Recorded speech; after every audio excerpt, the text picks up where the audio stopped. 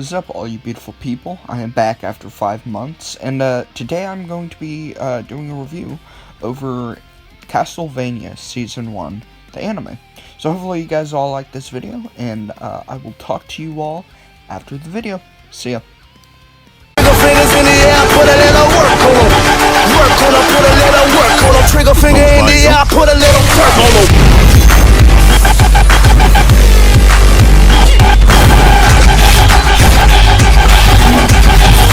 Put a little dirt on them.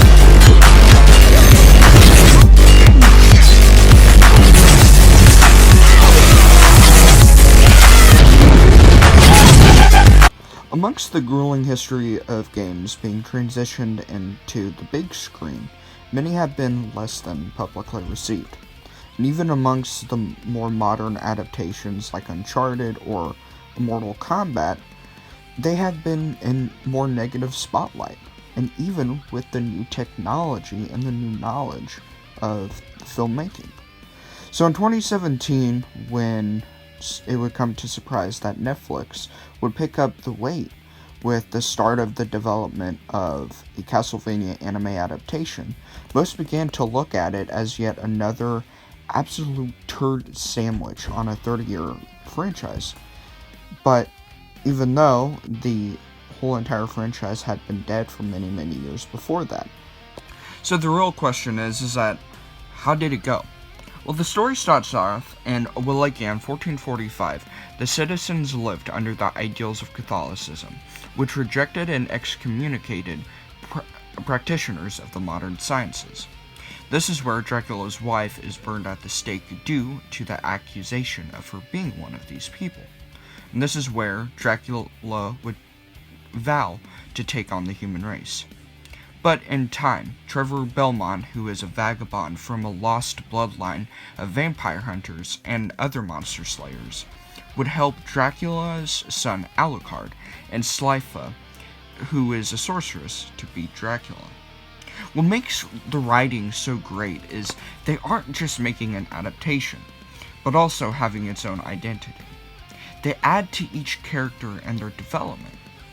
For instance, like Dracula, whereas you as a viewer can decide whether he is right or not. What makes him so great is they make him be able to change so smoothly in a scene or two without feeling forced. Trevor is a edgy and hard-headed character with easy quips and a unique take on the overall hard-headed character. And each character has so many layers and are just easily identified within the 120-minute runtime. But how does the story translate to the picture? The art style overall is a sharper take on your more traditional-looking anime, which goes really well with its human feeling and dim tone. The color palettes are very sleek, which goes really well with the overall polish and quality of Netflix product.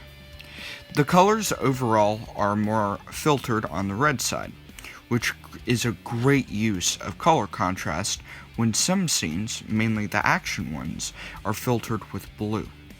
Color contrast is when one color helps raise another. The voice acting is great. However, I wish they went for more of a southern Romanian accent, which is where Wallachia is located. However, even though the delivery and the action parts are great, I love the quiet parts, where the VAs tend to hit a lower register, especially the males. That just made something in me just snap.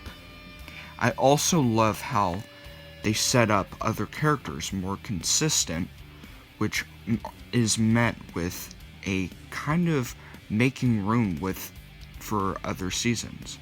It offers a sense of diversity among the character writing.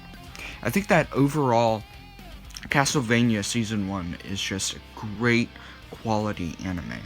And obviously, it reminds me a lot of how they're taking Bleach. If you've ever seen Bleach, The 1,000-Year War, you kind of see that color palette. I absolutely love the art style in this anime. It looks so great, and just the color use, the overall production of the anime. I mean, the only gripe that I have is the historical accuracy, which obviously really doesn't matter.